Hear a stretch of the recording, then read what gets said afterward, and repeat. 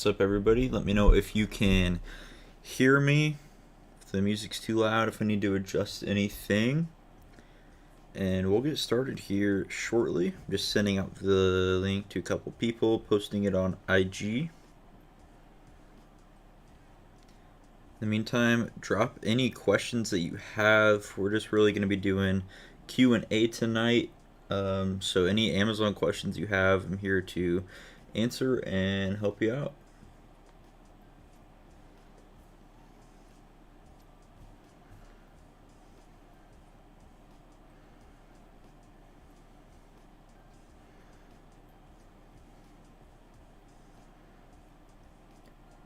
I've had a bit of an eventful day. Got hit with 2 IP claims plus a inauthentic claim all in one day. So it has been fun. Been dealing with that. I'm going through potentially a couple different agencies to help get the problem resolved. And there are things that I probably could address on my own, but at this level, I don't think it's worth it to really mess around with my account health. I want to be able to just get the problem solved, even if it means having to pay somebody a fee, because paying that fee is worth not getting my account shut down over not dealing with these issues properly. That's kind of my thoughts on it.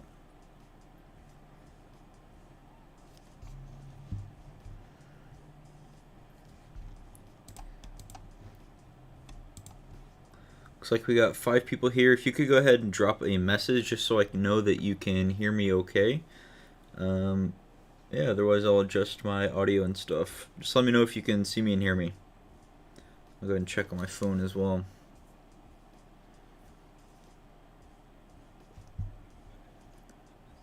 Sounds good.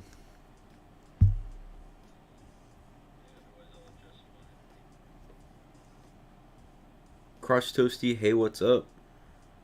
How are you doing tonight? Thanks for stopping in. If you have any Amazon questions, drop it, and I'm here to help. We can go over sourcing questions, account, anything that you got. Any way I can help you grow your business, ask away. All good, sweet. Yeah, so by the way, the brand that I got both of those IP claims from today was Cetaphil, not sure exactly how you say it. But yeah, so you guys should definitely stay away from that brand, otherwise you risk getting IP claims. TM Cube says, what's up? This is Myra from IG. What's up? Thanks for stopping by. Pricing looking like on the Prep Center. Yeah, so for anyone who doesn't know, I'm launching a Prep Center next month. It's going to be in tax-free Delaware, so that's a huge advantage there. If you don't know how it works, the tax is charged based on where your items are shipped to, not where it's bought from. So by sending your products to my tax-free Prep Center, you're not going to have to pay sales tax on any of your products. The pricing is $195 per unit, $295 per bundle, and that's flat rate though, so we're not going to charge you for outbound boxes. We're not going to add 5 cents a poly bag. We're not going to add 20 cents for bubble wrap like a lot of other prep centers will do. That $195 is going to be flat rate. And let's see, I don't know if there's a way I can share a calculator, but depending on the average cost of goods for your inventory, you could actually be getting like free prep basically. So let's say you have an average 6.25% sales tax in your state.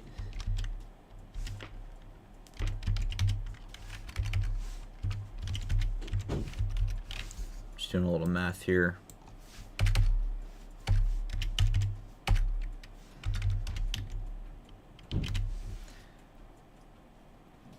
Yeah, so if your average cost of goods is $32 and your sales tax is $6.25, if it's higher, it changes. But if your average cost of goods is $32, then your prep is basically free because you're saving $1.95 in taxes anyway.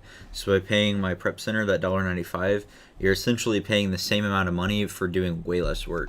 And then obviously, like if your cost of goods was double that, then you're saving money and doing less work. So play around with it to see what your average cost of goods is and your sales tax in your state. But for a lot of people, it makes so much sense to send inventory to a tax-free state. Yeah, tax-free state. There's 4 of them in the continental U.S. Our prep center is going to be located in Delaware. Other options are Oregon, Montana, New Hampshire, and then Alaska is no sales tax as well. But obviously, you can't really use that for a prep center since shipping would be so high. Shoe pricing different. No, shoes will be the same, flat rate, $1.95. And yeah, shoes are typically more expensive cost of goods, so you could be saving money and doing less work in that case.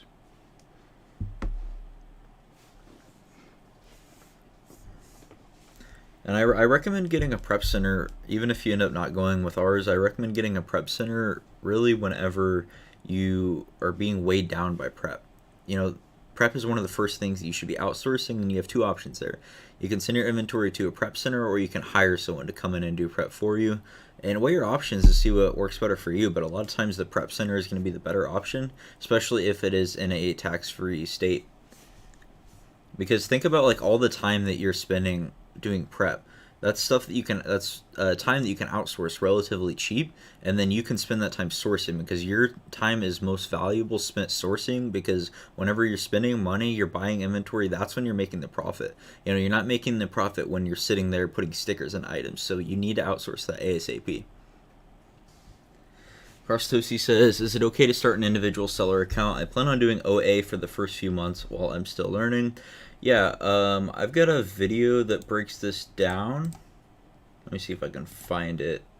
Yeah, it is okay to start with an individual account, but does that necessarily make sense in your situation? Maybe not.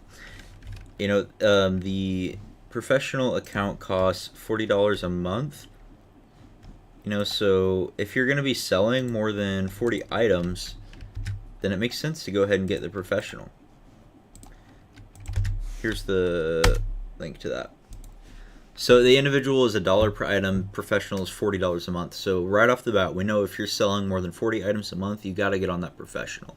Now there's other things that come with the professional that it's technically true, but you know, Amazon isn't always 100% consistent with what they say, but technically you need to have professional to get ungated, to win the buy box, all this other stuff that I'll break down in this video.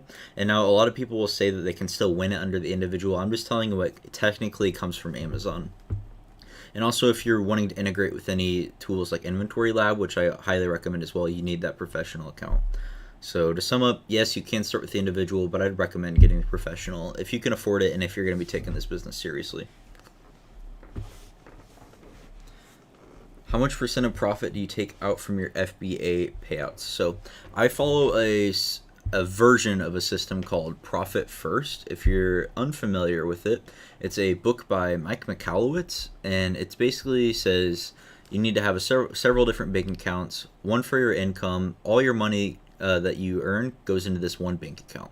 And then you're going to allocate different percentages to these other bank accounts. My other bank accounts are inventory, OPEX, and tax. Now, what I put, it's normally like 78%, I think right now, it goes towards my inventory account, like 5% tax, and the rest goes towards OPEX. And out of my OPEX account, I draw a salary, and I'll be straight up, my salary is pretty low relative to the amount of sales that I'm doing, just because I'm putting so much of the profits back into the business so that I can continue to grow the business. And then maybe one day my salary will be larger, but I'm at a point in my life where I don't need a ton of money to live, so it makes so much sense for me to just continue reinvesting that money as much as I possibly can. And if you're interested in that Profit First system, they also have another book called Profit First for e-commerce sellers, which can be a little bit more applicable to our industry. You know, taking things into consideration like the Amazon fees, them holding your money in reserve. Maybe you have to wait 2 weeks even to get a payout. That other book, accounting for Profit First for e-commerce sellers, will really help break down our specific industry and the needs for how you can apply Profit First in your business.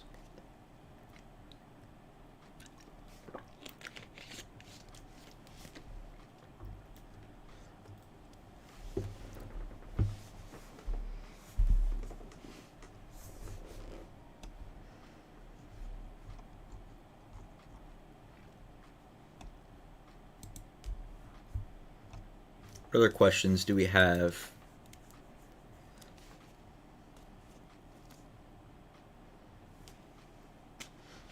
Yeah, got the audiobook. Sweet. It's a pretty good book.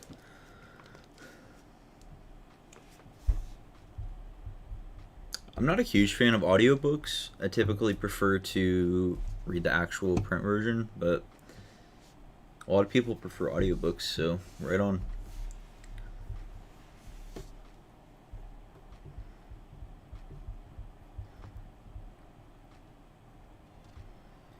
Crust Toasty says, can't you write off a lot of this stuff come tax time, like this Chrome extension and such? So, I am not a CPA. Please don't take this as tax advice. Consult a CPA. But the answer is, yeah, here's how I handle it. These are business expenses. So, these are coming out of my P&L anyway. So, I'm not like saying, here's my Keepa, this was $20 a month, this lowered my net profit by $20, and at the end of the year I'm going to take a tax write-off. It's already lowering my net income by my net profit by being a business expense. So since your net profit is lowered, your tax bill is going to be lowered as well. So like essentially, yes, it's a tax write-off, but it's also just a business expense, and that's how I run it. But definitely talk to a CPA.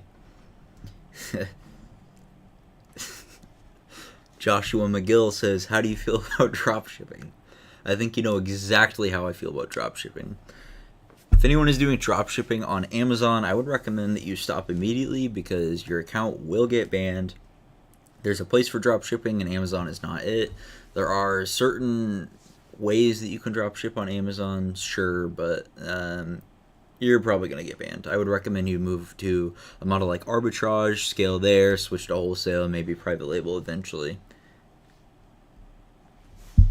Now, if you want to drop ship on like eBay or another site like that, that's a different story, but I wouldn't mess with it on Amazon.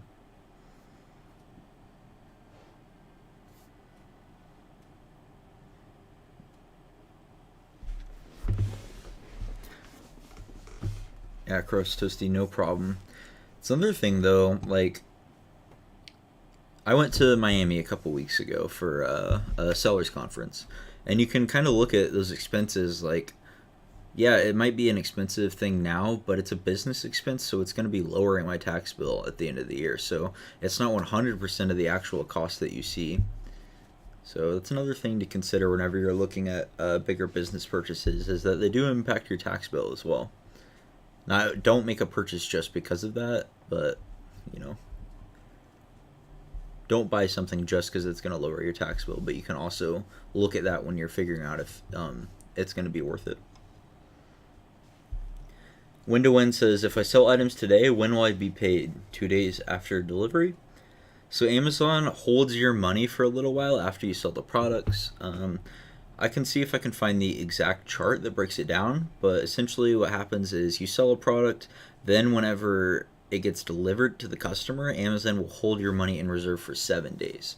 So it's typically going to be 7 days after delivery. It's not for when it was sold, but after delivery, 7 days. And I will see if I can pull up that chart.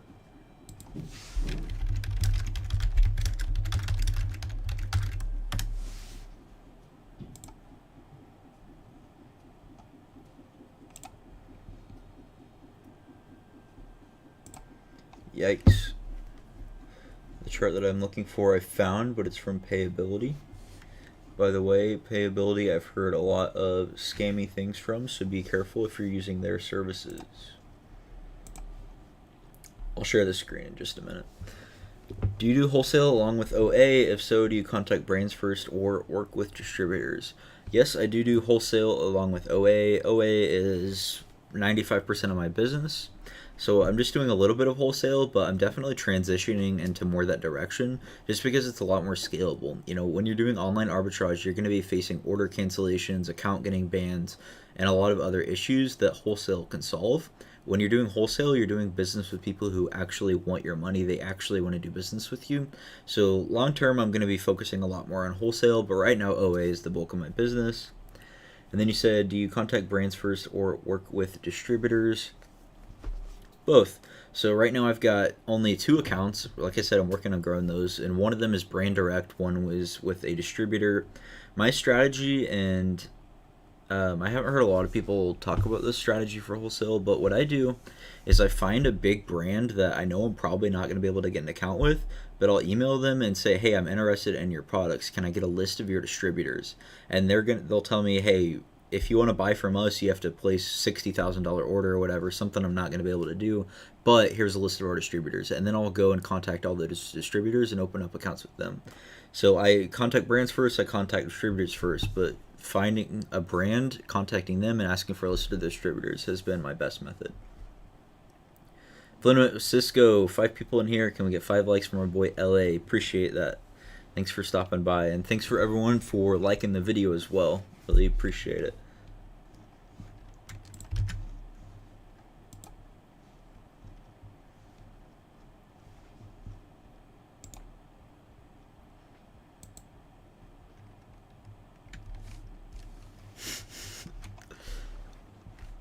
Josh says, if I have a bunch, and I mean a bunch of product with expiration dates, but I don't have time, should I just guess their expiration dates? So, Josh is my warehouse manager, and he's obviously just joking right now, but we heard of a prep center that was doing that exact thing. So they were getting a lot of products with expiration dates, and instead of actually checking everything, they were just looking at one and entering that as all the different dates, because they didn't have time to check all the dates. Obviously, we would never do that, and you shouldn't either if you're prepping your own products. When to win? Yep, that's pretty much it. 7 days after delivered on Amazon is when funds become available. I'm going to send a link here to the chart so that you can look at it a little bit more when to win. I am not endorsing Payability at all. It's actually the opposite. I would tell you not to do business with them. But this link that I just sent shows you the payment cycle for from when your products sell to when you're actually going to get paid. Again, I am not endorsing Payability. I've heard they're a very sketchy company.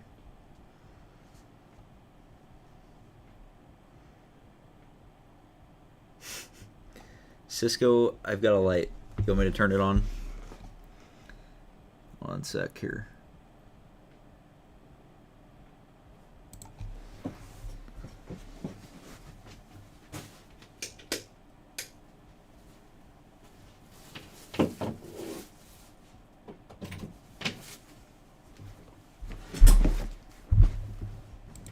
Is that lighting a little bit better for you? I need to reposition it a bit, but yeah. Thanks for the wholesale strategy. I am building out my website now with dummy products, and we'll start contacting brands by next week. Awesome. Yeah, honestly, I don't even have a website, but it's a good idea to get one, because a lot of distributors will ask for your website, and then showing them that you have that website just helps you look a little bit more professional, helps set you apart from all the people like me who don't have one. So yeah, I don't have one, but that's a great idea to build up a website for you. Yeah, I had to get a little bit spooky there when I turned on my light for Cisco. Honestly, now the other side of my face looks dark. I've got 3 lights total. I just got to get the position better.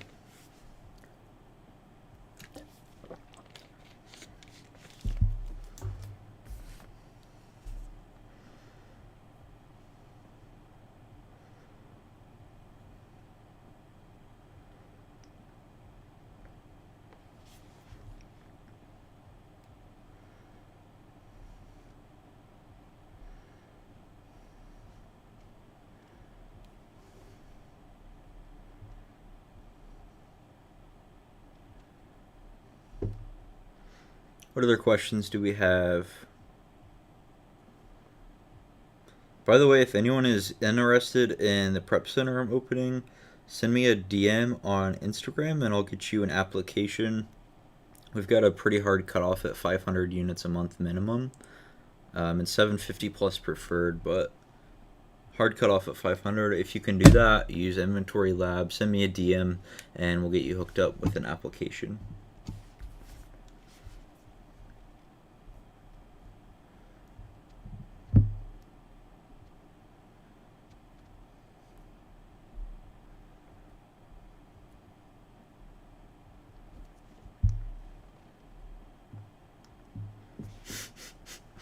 Cisco, that's low-key your best reel that Josh just mentioned. When your OA orders get dropped off and it's raining. What state is it in? It's going to be in Delaware. So again, that's a tax-free state. So everything that you send there, you're not going to have to pay sales tax on. So depending on your cost of goods, you could be saving money even after you pay us the prep fee. But a lot of times you're going to be breaking even or paying for very cheap prep. Being in that tax-free state is a huge, huge advantage for your business. And it could allow you to have better margins too, have a lower pricing, lower cost of goods, I should say, and potentially come in at lower prices to get more buy box share. There's so many advantages to being in a tax-free state.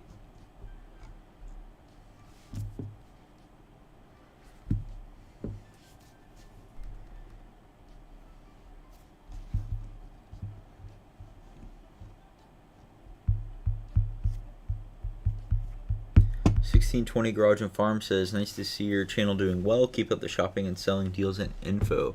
Appreciate that. Thanks for stopping by. Yeah, channel's been doing pretty well this month. Been posting a lot more consistently, doing live streams about once a week. So, yeah, it's been doing well. Thanks for stopping by.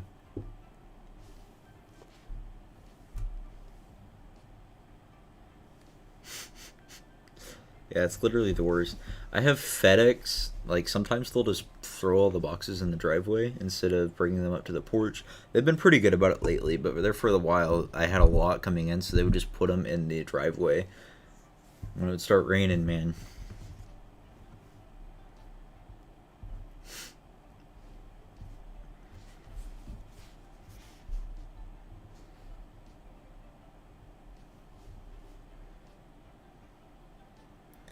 A Cisco with the shout out on IG. Appreciate it. That food looks delicious.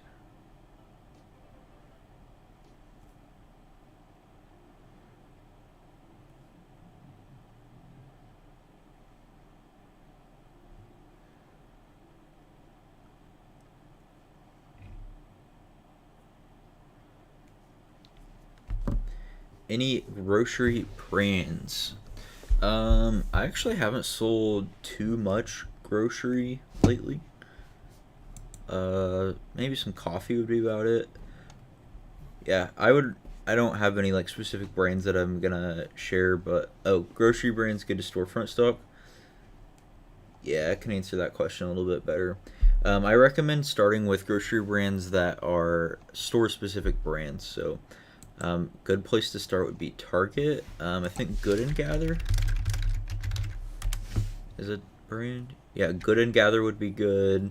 They have like a trail mix brand. I would just look up Target grocery brands and let's see what comes up.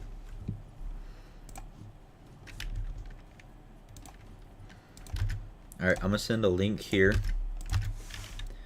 This is all of Target's brands, so go through there and then just look at their grocery brands if you're looking for grocery specific products. Pick one of those brands and then start storefront stocking. If you don't know that process already, hit me up and I'll help. Cisco says, you liquidating your meltables? I have been liquidating my meltables for a few weeks now. I'm pretty sure I'm all sold out. I might have a few left. But yeah, I started that process a few weeks ago. Late March is when I started it. It's getting real close now. If you still have multiples, you got to get those out the door right now. Garrett actually posted a reel today talking about how April 14th is like the best day to buy chocolate online. Because the multiple cutoff is April 15th, so sellers are really tanking their prices the day before. So if you want to buy some chocolate, April 14th would be a good day to do it.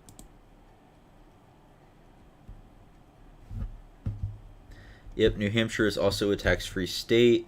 There's New Hampshire, Oregon, Montana, and Delaware here in the continental, and then Alaska as well.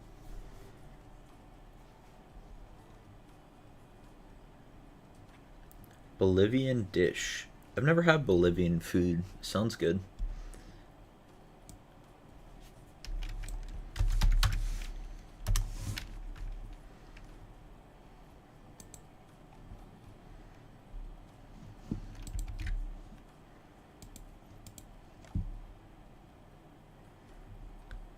Yeah, let's talk about how Amazon treats the boxes once they get them.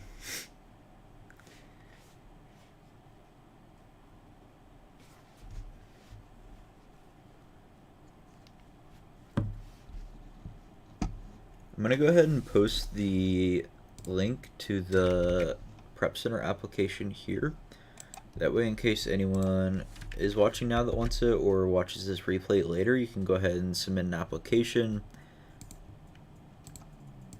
Just a reminder, we have a hard 500 unit minimum, so make sure you meet that requirement.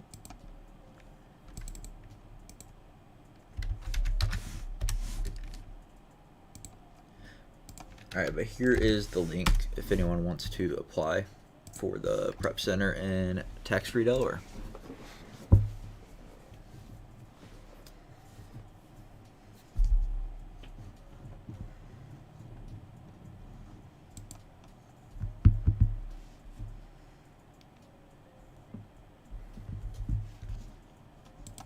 Everyone do some sourcing today.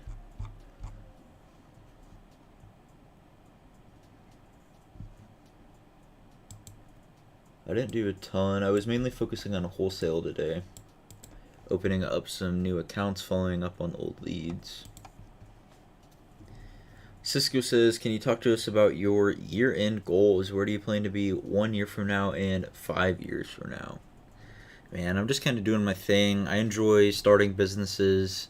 So my plan is to grow this business. I'm going to get it to a point where it can kind of run itself. So my plan is to grow it, get it to maintenance, and then remove myself, and then start the next business. So I want to be able to start businesses and then outsource them and continue that pattern over and over again. As far as year-end goal, I don't know. It's really hard to say because of how rapidly the business is growing.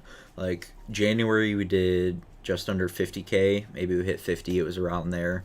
And then this month we'll probably do 150 plus. Or at least conservatively around 150. So that's a 3x in just a few months, and we're not even in Q4 yet.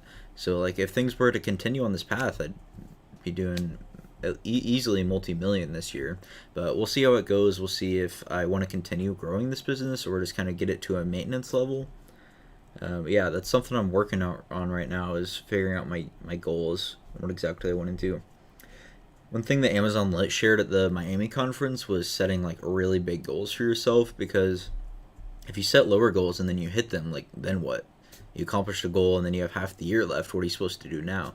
Like always be setting yourself big goals that you can strive towards, because then you might not hit them all the way, but what's that quote? Like shoot for the moon, even if you miss, you'll land among the stars. That kind of mindset and setting a big goal for yourself and then shooting towards that, not putting a limit on what you can do.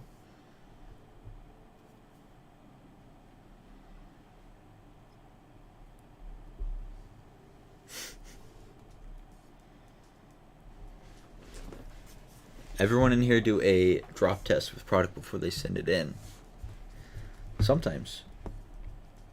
Anyone doesn't know the drop test reference, there's a rule with Amazon where your products that you send in have to be able to survive a 3-foot drop test. So like if something's breakable or whatever, you want to really make sure that it's bubble wrapped and all good, so it's going to survive a drop test. And then I would say make sure it's going to be able to survive the kickball test, because whenever it gets to Amazon, they're playing kickball with it. They're playing soccer. I mean, like, you don't know what's going to happen. Metaphorically, obviously, but always assume that you're going to be the most careful with your inventory. Once it gets to UPS, Amazon, whatever, they're probably going to be more rough with it than you are. So just make sure that it can handle any kind of situation. Always over prep rather than under prep.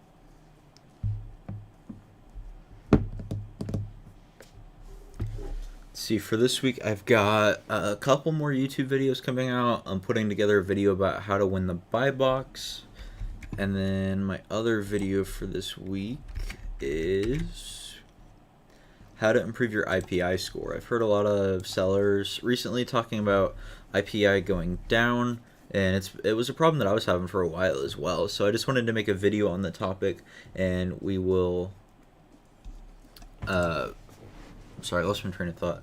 IPI score, figure out how to help you improve your IPI score, because it's really important. That way you don't have limits placed on your FBA inventory.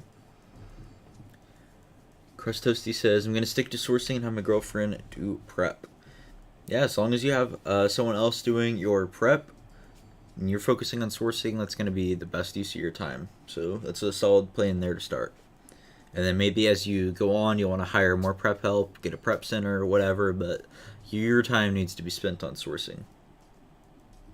Which business credit cards do you recommend? Cross Toasty says Amex for sure, and I'm going to back that up 100%. Amex is the best business credit card company that I can recommend. I actually just got approved for a new one today, the Amex Platinum.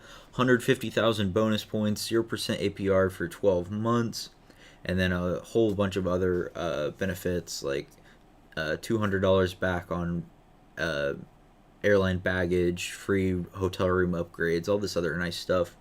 But the best part is all the points that you're going to be able to get. I was using the Amex Plum for a while, and I would recommend that one first, honestly, if you're going the Amex route. Neither of them have hard preset limits, so the more you spend and pay back, the higher your limit is going to go, which will be really helpful for expanding your access to capital, which will expand the inventory that you have and be able to grow your business. But what's really good about the Amex Plum is it has 60-day payment terms. It lacks in points. You don't get points for using it. You can get a 1.5% early pay discount, which can be comparable to points, but the 60-day payment terms is really going to help your cash flow. It's allowing you to buy inventory and then not have to pay it for 60 days. So when you're buying something and then selling it within 2 weeks, then you're getting your cash back from Amazon. You could be buying something and selling it and getting your money back before you even have to pay with that Amex Plum. I highly recommend getting that card. Thank you. I was really hyped to get that Amex Platinum. I'm probably still going to be focusing on using my Plum for most purchases, but even just those bonus points, I think I have to spend 15K to get all those bonus points. I'll probably spend through the 15K, get the bonus points, and then move back to spending my Plum. But they're both great because they expand your capital. You spend 10, you pay them back, and then they'll probably double your limit up to 20, and then so on from there. So it really helps grow your access to capital. And really, that's what it's all about. Like, once you understand how to buy inventory, you just need to do it over and over again. You just need to buy more inventory. So what'll help you is having access to more capital. Just got to put in those reps once you know what you're doing. Having money will help you do it.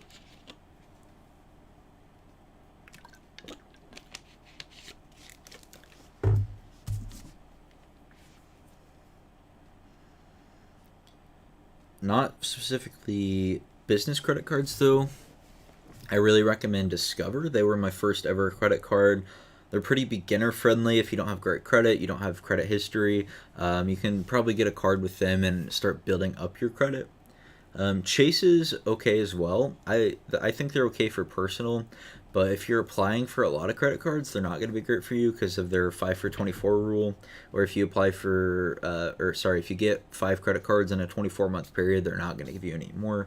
So they're pretty tough on getting a lot of cards if you like to do churning and that kind of thing. And then Capital One's pretty solid. I have a couple cards with them. I have the Walmart card and the Capital One Venture card. Both of those are solid. But Amex for sure for business and being aggressive on raising your capital limits.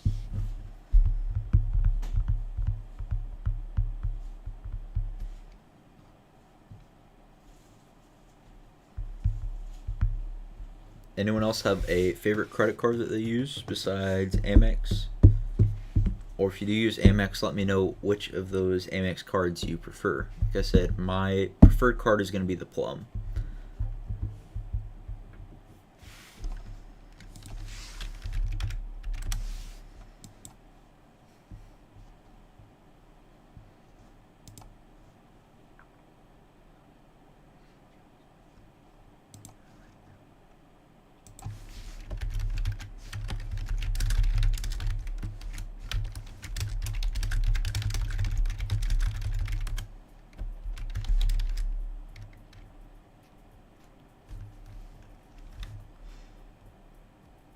Is anyone selling any platforms besides Amazon? I've been kind of lacking on my Mercari store, but I just got someone to help me run it. So gonna be focusing on getting some Mercari sales, mainly using it to liquidate inventory that's just been sitting around because I couldn't sell it on Amazon for one reason or another. But let me know if you have another sales channel outside of Amazon. I've got access to Walmart. I got approved for a Walmart seller account, but I haven't posted anything on there yet.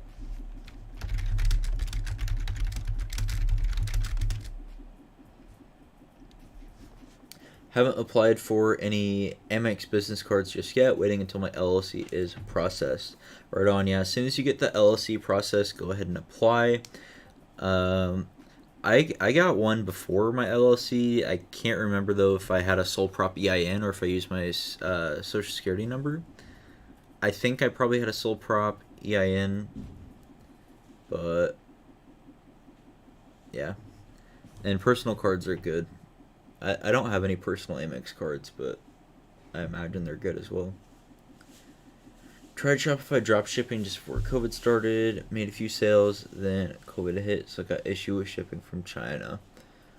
Yeah, a lot of people were really heavy talking about Shopify drop shipping for a while. I never got into it. I remember looking into it, studying it, but I never actually started. And then yeah, COVID, I imagine, shut that down. Shipping from China. And I heard there was just a lot of shipping delays in general. But hey, that's what happens. You get hit with something and then you gotta pivot. You know, you started this Shopify dropshipping business and it didn't work out. You had an issue, and then what you gotta do is you gotta pivot and go to the next business. You can't let that stop you. Like, all the time we're gonna hit with problems in life, and we can sit there, we can complain about them, we can say, oh, this isn't my fault, COVID wasn't my fault, these shipping issues weren't my fault, but that doesn't accomplish anything. You have to be willing to see that happened, accept that it happened, and then solve the problem, work the problem, fix that business, or go and start a new one, which it sounds like exactly what you're doing. But a lot of people don't have that mindset, and it's gonna separate them from the people who succeed.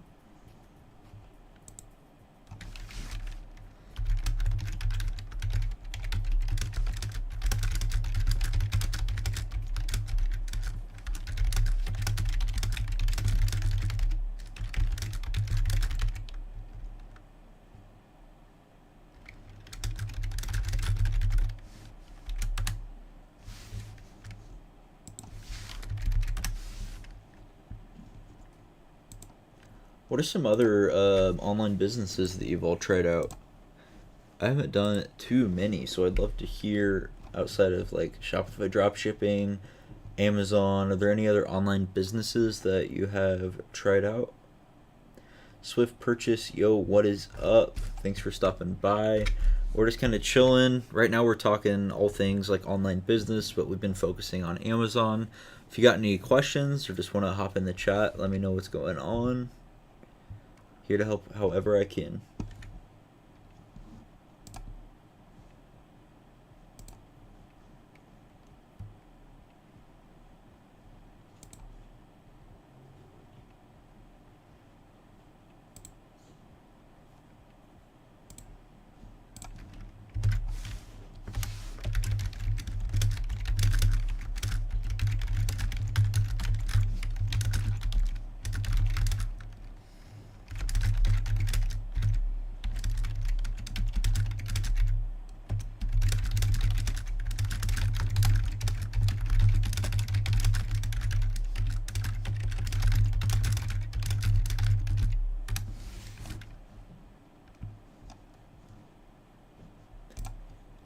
Swift Purchases, I'm thinking about Target, third-party seller, or Walmart. Yeah, I would recommend opening up those accounts. I know very little about Target third party outside of just that it exists. I don't even know how to go about setting up an account. And I don't know a ton about Walmart either, but I am on the platform. I have an account with them. And mainly I have the Walmart account just so if something goes wrong on Amazon, there's another outlet for me to sell that inventory. But yeah, I'd highly recommend anyone, if you're on Amazon, have other avenues ready. Because your account likely will get suspended at some point, and you gotta have other streams of revenue ready. And it's just why be all in on one platform when, you know, like, they could shut you down at any moment, like I just said. It's just not worth the risk. So even if you're not actively selling on those platforms, you should have them ready to go.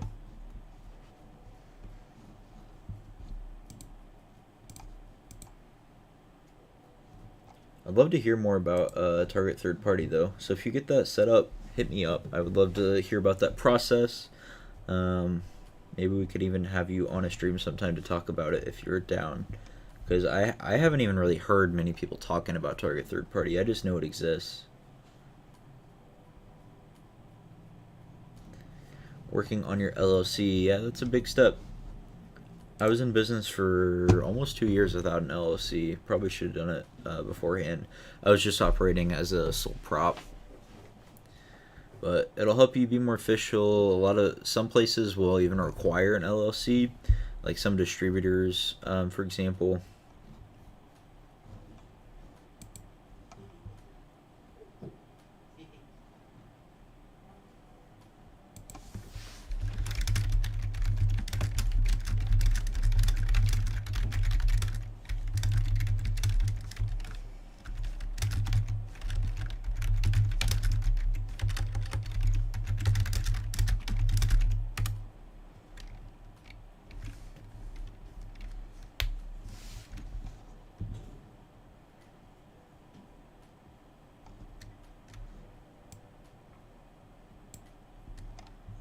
If anyone is just joining, earlier we were talking about my prep center that's opening up next month in tax-free Delaware. Any questions about that, hit me up and we can talk about it on IG. And I posted an application here earlier if anyone does at least 500 units a month and wants to apply.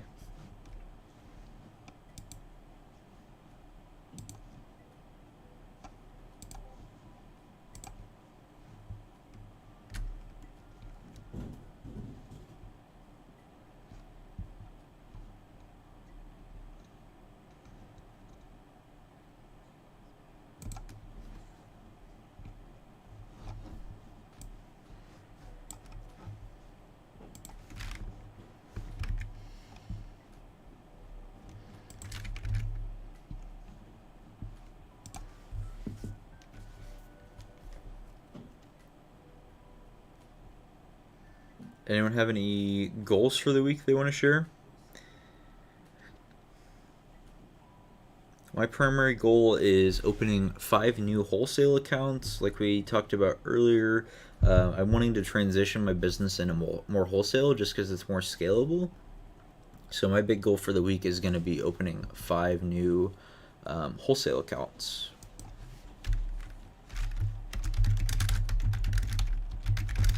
And I think I was able to successfully open up 2 today. Definitely got 1, and then 1 more is pending approval, but I think I'm going to be able to get it opened up.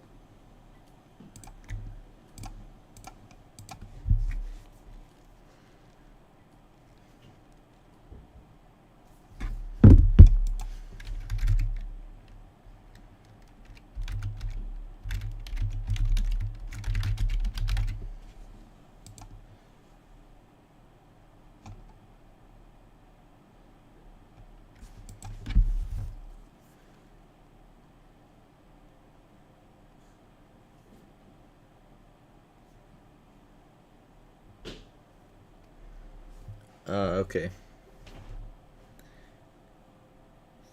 Thanks for letting me know, Lewis. I would not have known that if you hadn't DM'd me. But thanks for stopping by.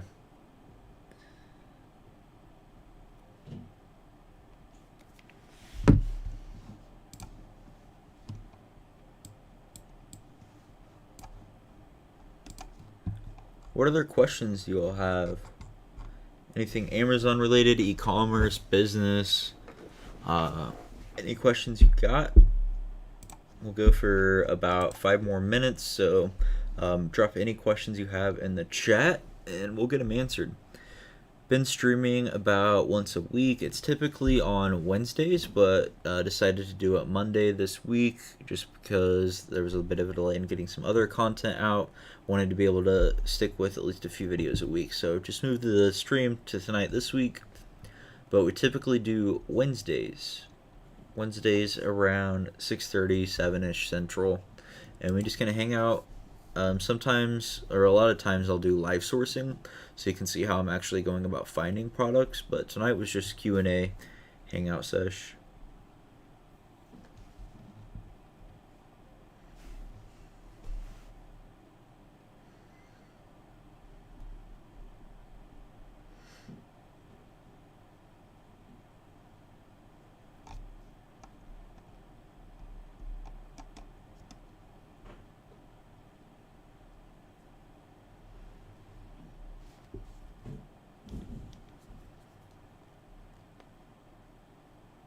Alright, last call for any questions.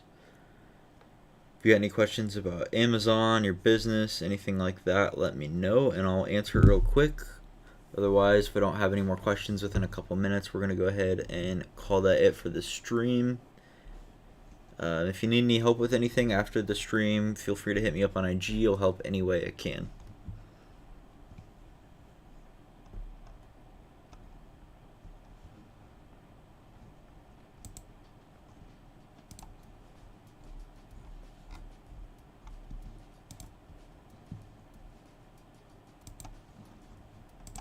Alright, well, seeing no more questions, we're going to go ahead and call that it for tonight's stream.